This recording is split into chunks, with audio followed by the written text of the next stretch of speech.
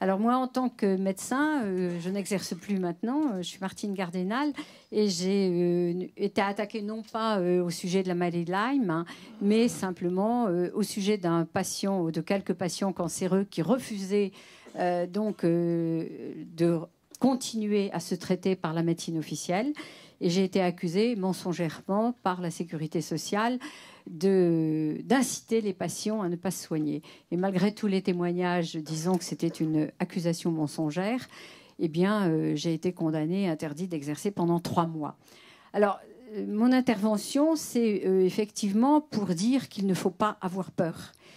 Quand on est accusé d'une façon comme ça, tout à fait inadaptée, mensongère et diffamatoire, je pense qu'il faut tout à fait oser dire hein, qu'on a été attaqué. Et j'ai été la première, effectivement, au bout de 3 ans, puisque mon procès a duré 10 ans, j'ai été la première à oser mettre sur Internet toute mon histoire et à faire savoir ce qui se passait.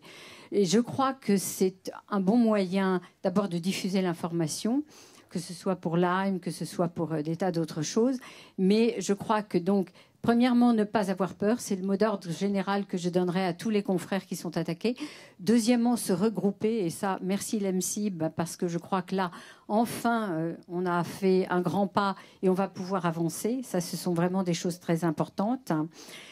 S'il faut attaquer aussi, hein, moi, c'était une accusation mensongère. Hein, malheureusement, les délais été écoulé quand mon dossier a été réellement repris par un avocat compétent.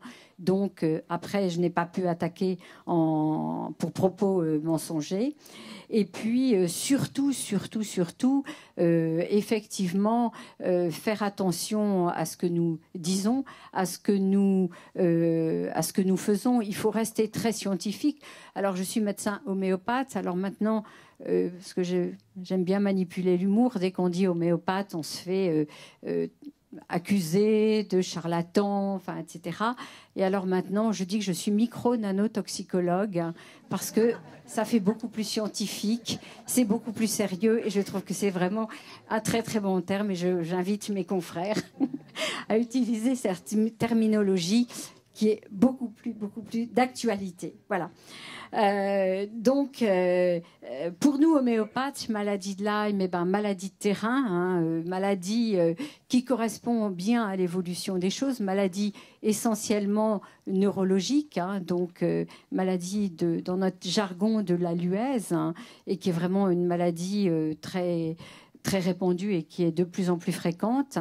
Et à l'heure actuelle, j'ai rencontré l'autre jour hein, des informaticiens qui travaillent à l'heure actuelle beaucoup sur la maladie de Parkinson et ils travaillent avec Lariboisière ou Bichat, me disait-il, hein, je ne sais plus parce que je les ai rencontrés comme ça sur un quai de gare et il me disait que la question à un très haut niveau c'était est-ce qu'il n'y a pas un lien entre maladie de Parkinson et maladie de Lyme. Intéressant et ça c'est peut-être une piste à étudier et à voir. En tant que médecin homéopathe, moi, je me suis rendu compte qu'il y avait également un lien entre polyarthrite rhumatoïde et chlamydier.